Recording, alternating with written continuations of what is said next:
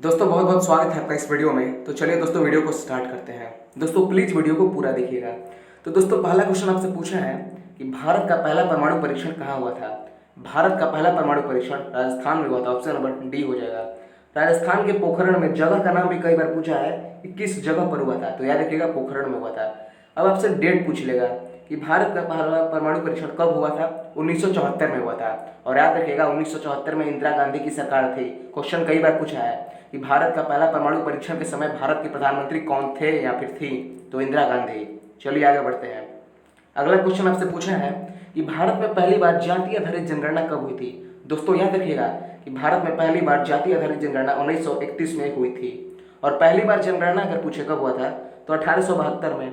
और विधिवत जनगणना पूछे पहली बार कब हुआ था तो 1881 में। ये 2 पॉइंट याद रखिएगा। चलिए आगे बढ़ते हैं। अगला क्वेश्चन आपसे पूछा है कि संविधान सभा की पहली बैठक 1946 कब हुई थी। दोस्तों क्वेश्चन में ही ब्रैकेट में आपको 1946 दिया गया है। इसका मतलब क्वेश्चन वाले ने आपको समझा दिया है कि पहली बैठक 1946 में हुई थी। क्वेश्चन इसी टोन में पूछा है, आपसे डेट निकलवाना चाहता है, आप ऑप्शन के माध्यम से समझिएगा। तो देखिए संविधान सभा की पहली बैठक 9 दिसंबर को हुई थी और ईस्वी आपको ब्रैकेट में दी गई है, यानी 9 दिसंबर 1946। पूरी बात आप याद रखिएगा। 9 दिसंबर 1946 को संविधान सभा की पहली बैठक हुई थी और इसके अध्यक्ष बनाए गए थे डॉक्टर सच्चिदानंद सिन्हा, याद रखिएगा।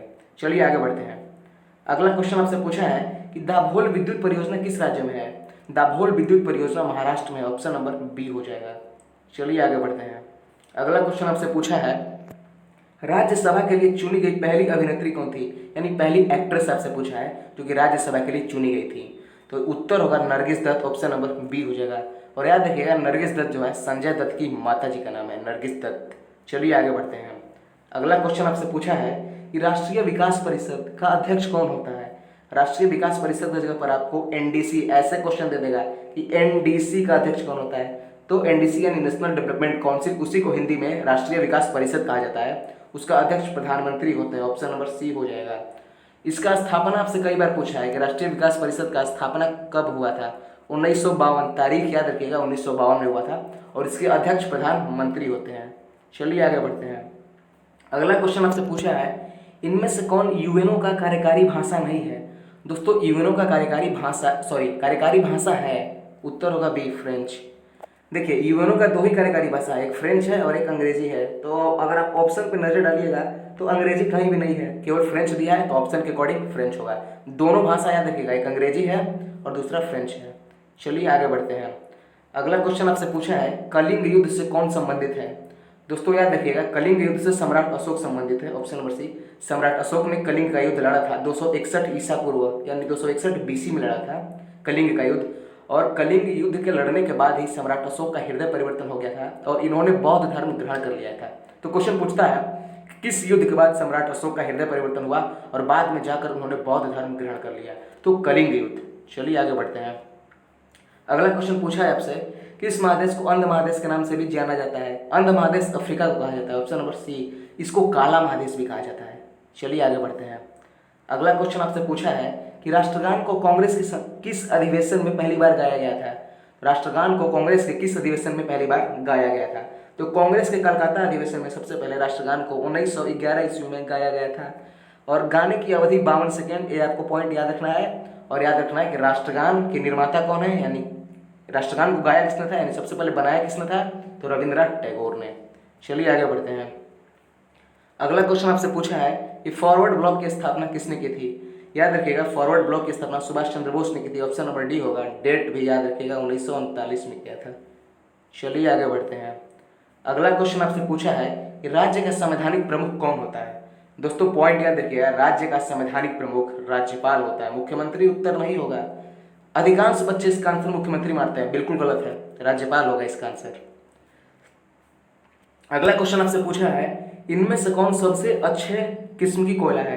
तो दोस्तों आप ऑप्शंस में अगर देख पा रहे हैं तो पीट भी कोयले का प्रकार है, बिटुमिनियस भी है, लिग्नाइट भी है, एंथ्रासाइट। ये चारों ही कोयले के प्रकार हैं। आपको ध्यान में रखना है कि चारों ही कोयले के प्रकार हैं, लेकिन पूछा है सबसे अच्छे किस्म का, बढ़िया क्वालिटी का कोयला, तो एंथ्रासाइट है। ऑप्शन नंबर डी हो जाएगा। चलिए आगे बढ़ते हैं।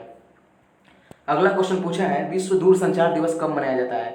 याद रखिएगा 17 मई को मनाया जाता है विश्व दूरसंचार दिवस। आगे बढ़ते हैं। अगला क्वेश्चन आपसे पूछा है कि सत्याग्रह आश्रम की स्थापना कब हुई थी। याद रखिएगा, सत्याग्रह आश्रम की स्थापना 1915 में हुई थी। ऑप्शन नंबर सी हो जाएगा, महात्मा गांधी ने किया था। सत्याग्रह आश्रम की स्थापना महात्मा गांधी ने किया था। दोस्तों हैंडराइटिंग में मत जाइएगा, पॉइंट पे ध्यान दीजिएगा। चलिए आगे बढ़ते हैं। अगला क्वेश्चन आपसे बायो से पूछा है, बायोलॉजी से। डीएनए का डबल हेलिक्स मॉडल किसने दिया था?